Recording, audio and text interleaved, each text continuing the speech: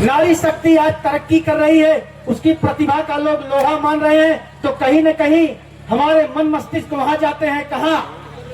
जहां माता सावित्री भाई फूले को कीचड़ और गोबर फेंका जाता था, ज्योतिबा फूले का पसीना बहा है। नारी शक्ति को मजबूत करने में वहां भी हमारी निगाहें जाती हैं। तो उस तरह नारी शक्ति के रूप में हम लोगों के बीच में उपस्थित माननीय किरण सिंह जी हैं, तो मैं आपके सम्मान में, चूंकि आप नारी शक्ति के रूप में हैं, मैं 4 पंक्तियां आपको समर्पित करना चाहता हूं। आप लोग भी सम्मान करेंगे कि नारी सृष्टि की स्रोती है, जिसका भी जिक्र बिहार अध्यक्ष महोदय ने किया कि नारी सृष्टि की स्रोती है, कई घरों में दीप जलाती है। नारी सृष्टि की स्रोती है, कई घरों में दीप जलाती है। ये सावित्री है, संघमित्रा है, ये बुद्ध अशोक की थाती है। ये सावित्री है, संघमित्रा है, ये बुद्ध अशोक की थाती है। अरे सुबह सुहानी बेला सबके मन को खूब रिझाती है। सुबह सुहानी बेला सबके मन को खूब रुझाती है। अंधियारों का सीना चीर कर नई किरण जब आती है, नई किरण जब आती है। इस क्रांतिकारी अभिनंदन के साथ माननीय किरण सिंह जी आए और अपने विचार रखें।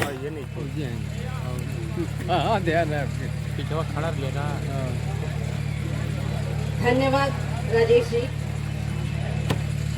सर्वप्रथम इस मंच से मैं इस लटिया की पावन धरती को प्रणाम करती हूँ।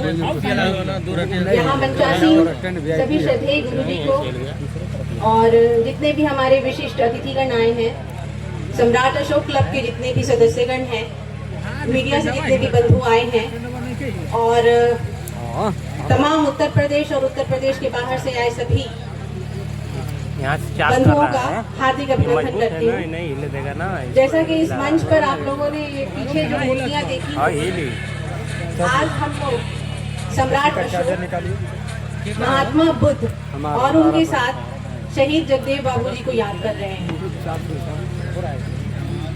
आप सबों को पूर्व के वक्ताओं ने जितना बताया उससे आप सब लोग परिचित हैं। शहीद जगदेव बाबू की एक ही निशानी थी कि समाज की विसंगतियों को दूर करना है, उसे बर्दाश्त नहीं करना है। इसी क्रम में बहुत पहले सम्राट अशोक, उनसे भी पहले बुद्ध जी, महात्मा बुद्ध ने अपनी जो विचार रखे, ये सोचने की बात है कि महात्मा बुद्ध कब आए, सम्राट अशोक कब आए, और आज भी हम लोग उनको याद कर रहे हैं। हृदय पे हाथ रख के आप सोचिए और बताइए कि कारण क्या है कि हम आज उन्हें आज भी याद कर रहे हैं। कोई खजाना दे के गए हैं? हाँ या ना एक बार बोल दीजिए। कोई खजाना दिया है उन्होंने? नहीं मिला है। खजाना दिया है उन्होंने। आपके घर में अगर 2 बच्चे झगड़ा करते हैं, हमारे 4 बच्चे हैं, मान लीजिए 4 बेटे हैं, चारों आपस में झगड़ा कर रहे हैं, आपको उस घर में रहने का मन होता है? होता है, हाँ या ना? ना। बस कुछ लोग बोल रहे नहीं। हाँ या ना सभी लोग बताइए। नहीं। क्यों नहीं मन करता है? सब कुछ तो मिलता है, खाना, रहना, सोना, उठना, बैठना, सब चीज, दवाइयाँ, सब चीज मिलती है, लेकिन फिर भी मन नहीं करता उस जगह रहने का। कारण शांति भंग होती है। तो ये सबसे बड़ा खजाना है जो लोग दे के गए हम लोगों को। तो उन खजाना देने वाले परम पूजनीय अशोक सम्राट जी को भी बहुत बहुत नमन।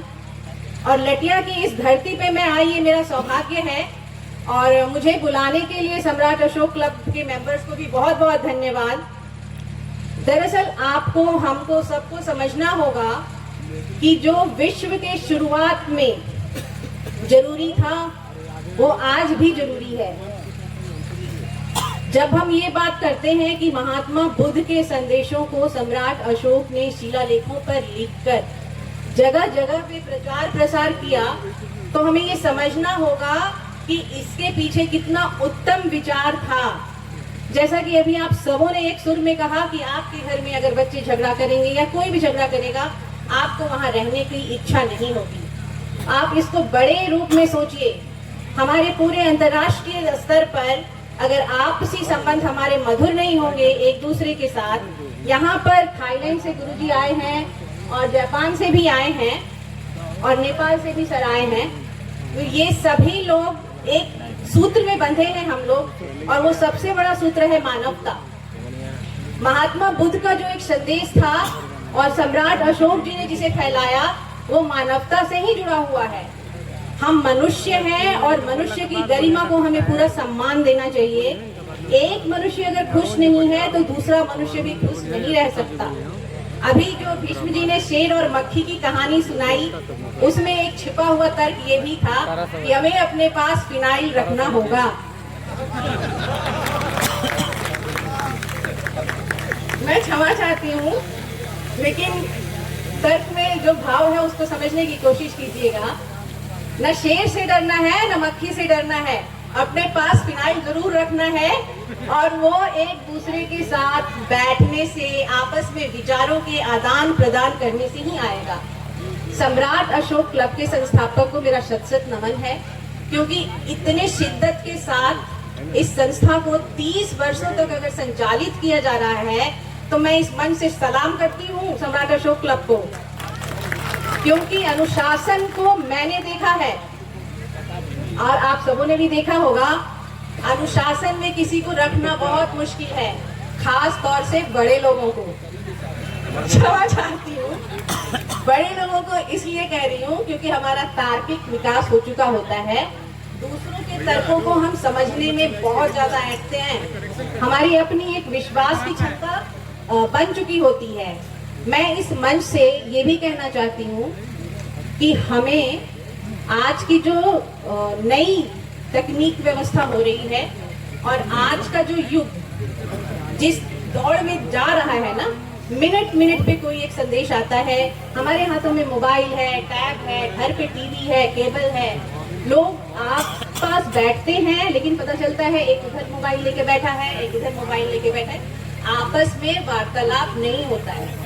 तो ऐसे समय में भी हमें ये कोशिश करनी होगी कि हम अपनी ऊर्जा का कहाँ पर खर्चा कर रहे हैं। महात्मा बुद्ध के बारे में अभी हम लोग रास्ते में आ रहे थे, बिहार से, पटना से यहाँ आने के क्रम में भीष्म जी ने और मेरे साथ गोपाल जी भी थे, काफी कुछ चर्चाएं हो रही थी। तो एक चर्चा चल रही थी कि अभी क्वांटम फिजिक्स ने भी माना है कि हम जो है, मनुष्य जो है वो एनर्जी पार्टिकल है और वेव्स के रूप में हमारे अंदर जो जागरीकरण होता है, विचार क्या है, ऊर्जा है। ऊर्जा का स्रोत क्या है, विचार कहाँ से आता है। ज्यादातर मैंने देखा है कि भगवान बुद्ध और जितने भी बहुत बड़े बड़े साधक हुए हैं, उनकी आंखें बंद रहती हैं। तो अब आप बता सकते हैं विचार क्या है, विचार कहाँ से आते हैं? विचार कहाँ से आते हैं? ध्यान करने से। विचार हम आसपास जब आंखें खोलते हैं ना, तो जो भी चीजें हमें दिखती है ना, उसके बारे में हमारा दिमाग अपने आप सोचना शुरू कर देता है और वही विचार हो जाता है। और उन विचारों को काट के अपने अंदर की यात्रा की ओर जाना, वो साधना है। ये संदेश हमें भगवान बुद्ध ने दिया, अहिंसा का, करुणा का, शांति का। उन्होंने एक संदेश दिया। हम खुश कैसे रह सकते हैं? अगर एक सवाल मैं पूछना चाहूंगी आप लोगों से, अगर मेरे पास 500 रुपए हैं, आप मुझसे 1000 रुपए मांगिएगा, मैं क्षमा चाहूंगी, मैं बहुत सवाल कर रही हूँ, लेकिन समझ रही हूँ कि आप लोग परेशान नहीं हो रहे होइएगा। तो एक बार सुन लीजिए दोबारा मेरा सवाल। अगर मेरे पास 1000 का नोट है और मुझसे कोई 10,000 रुपए मांगेगा, तो क्या मैं दे पाऊंगी? कुछ लोग ही बोल रहे हैं, जोर से बोलिए। नहीं दे पाऊंगी। क्यों? नहीं है, क्योंकि जो चीज मेरे पास नहीं है वो मैं दूसरों को नहीं दे पाऊंगी। वैसी ही बात हो जाती है खुशी और शांति के साथ। अगर वो मेरे अंदर ही नहीं है, मेरे पास ही नहीं है, मैं तो आपको और अपने घर परिवार को, अपने समाज को इस दुनिया को, इस देश को क्या दूंगी। इसलिए जरूरी है कि हम अंदर से शांत रहें और जो महात्मा बुद्ध ने, सम्राट अशोक जी ने इतनी मेहनत की है अपने विचारों को पूरे विश्व में फैलाने की, उस पर हम लोग काम करें, अपने घरों से काम करें। और इस मंच से मेरा एक छोटा सा अनुरोध है, यहाँ श्रद्धेय गुरुजी लोग भी हैं। मैंने ये देखा है कि आज की दुनिया में भगवान बुद्ध के सिद्धांतों को लेकर बहुत से लोग और बहुत सारे ऐसे ऑनलाइन कोर्सेज चल रहे हैं जिसमें कहीं ना कहीं भगवान बुद्ध का इनपुट जरूर होता है। उनके बताए मार्ग ही होते हैं आपसी व्यवहार को सुदृढ़ करना, आपस में अच्छे से बात करना, एक दूसरे के विकास से खुश रहना। तो अगर ऐसा हो सकता है कि हम महात्मा बुद्ध जी के और सम्राट अशोक जी के सिद्धांतों को थोड़ा सा मॉडिफाई करके जो आज की हमारी पीढ़ी है उससे जुड़े, अगर हम किसी चीज को बहुत कॉम्प्लेक्स कर देंगे ना तो बच्चों का ब्रेन उसको ग्रहण करने से थोड़ा हिचकता है। अगर अभी मैंने देखा इस पे कि ये वेबसाइट तो है, देख रही थी मैं इस कार्ड में, तो एक वेबसाइट दिखा मेरे को और email.com भी है, यानी ईमेल आईडी भी है सम्राट अशोक क्लब का और वेबसाइट भी है। मुझे ये जानकारी नहीं है कि इंस्टा हैंडल है कि नहीं है, ट्विटर है कि नहीं है, फेसबुक अकाउंट है कि नहीं। सम्राट अशोक क्लब का फेसबुक अकाउंट, ट्विटर हैंडल या इंस्टाग्राम पर है कि नहीं ये मुझे जानकारी नहीं है। इसके लिए इसकी जो मीडिया क्लब है और जैसे भीष्म जी इंजीनियर हैं और भी सॉफ्टवेयर इंजीनियर्स होंगे, तो उन लोगों से मेरा अनुरोध होगा कि हम जो है ना परिपक्व दिमाग में कोई चीज डालने की कोशिश करेंगे ना तो वो बहुत तर्क करेगा, बहुत लॉजिक करेगा। हमें इसकी शुरुआत बच्चों से ही करनी चाहिए, छोटे से ही करनी चाहिए कि वो एक शांति की भाषा समझे और सीखे। हमारे देशों में भी और विदेशों में भी आप जब अखबारें खोलिएगा, किसी बच्चे ने किसी को मार दिया, किसी देश में कोई बंदूक लेके स्कूल में चला गया, ये सारे चीजें ढूंढ रहा है हमारे महात्मा बुद्ध और अशोक के सिद्धांतों का पुनर्स्थापन। आज आवश्यकता है कि आप और हम मिलके सम्राट अशोक क्लब और महात्मा बुद्ध जी के अनुयायी लोग, जैसा कि सम्राट अशोक जी के बारे में मुझे जानकारी है कि उन्होंने धम्म महापात्र करके ऑफिसर्स की भी नियुक्ति की थी कि वो उनके संदेशों को जन जन तक पहुंचाए। तो पहले बच्चे में ही शादी भी हो जाती थी। हमारे दादा नाना जी लोग बताते थे कि वो लोग 7th में ही पढ़ते थे, उनकी शादियां हो जाती थी। आज ये नहीं है। आज आपका बच्चा, मेरा बच्चा हमारे कहने से कोई काम नहीं कर लेता है, लेकिन जरूरत है बच्चों की गतिविधियों पे नजर रखने की। और जो एक हम लोग मोबाइल पे ऐप इंस्टॉल करते हैं, यहाँ जितनी भी महिला बंधु हैं, बहनें हैं, माताएं हैं, उन सबों से भी मेरा अनुरोध है कि थोड़ा सा मेरी बात सुनने और समझने की कोशिश कीजिएगा। आप सभी लोग मोबाइल देखती हैं, मुझे पता है समय जब भी मिलता होगा, मतलब रोटी रखा हुआ होगा तवा पे, आपका इंस्टाग्राम पे रील चलता होगा, कुछ ना कुछ आप लोग देखते होइएगा। तो ये समझने की कोशिश कीजिए कि जब आप इतने उम्र में वो ऑडियो वीडियो से आप मुक्त नहीं हो पा रही हैं, उससे बंधी हुई हैं, तो एक छोटा बच्चा कितना बनता होगा। क्योंकि बच्चों की दुनिया ऑडियो और वीडियो, ये दुनिया ही उनके लिए एक सपना है। और इस उम्र में अगर हम बच्चों में, जैसे आप मोबाइल में सही ऐप डाउनलोड करते हैं, मैं समझ रही हूँ कि मेरी बातें सब लोग समझ रहे होंगे। आप लोग गूगल प्ले से ऐप डाउनलोड करते हैं महिलाएं, बच्चियां हाँ कह रही है, वाह तगड़ा इंडिया हमारा। तो जब हम लोग ऐप डाउनलोड करते हैं अपने मोबाइल पे, बहुत सोच समझ के ऐप डाउनलोड करते हैं कि कोई ऐसा फाइल डाउनलोड नहीं कर ले कि हमारे बैंक खाते से पैसा उड़ जाए। सोच के करते हैं, सभी लोग इस मामले में सचेत रहते हैं। हमारे बच्चे भी हमारे लिए अभी एक एंड्रॉइड मोबाइल फोन हो गए हैं। उनमें ऐसा ऐप डाउनलोड कीजिए, इंस्टॉल कीजिए जो उनको मजबूत बनाए। बैंगलोर में और विदेशों की कई धरतियों पे हम और आप बच्चों को जब अवेलेबल नहीं होते हैं, उनका साथ नहीं दे पाते हैं या उनके मानसिक स्तर से मेल नहीं खा पाते हैं, बच्चे कहीं थोड़ा घूम जाते हैं, कोई ड्रग्स ले रहा होता है, कोई कुछ और गतिविधियों में शामिल हो जाता है जिसमें उनको लगता है कि एक फन आ रहा, मजा आ रहा है। और ये मजा क्या होता है ये बताने की आपको जरूरत नहीं है। कोई सिगरेट फूंकता है, कोई किसी और गतिविधियों में शामिल होता है। कुछ नई नई चीजें करना बचपन में और ये जवानी के जोश में बच्चों को बड़ा भाता है, तो उनको भी कंट्रोल करना आज जरूरी है।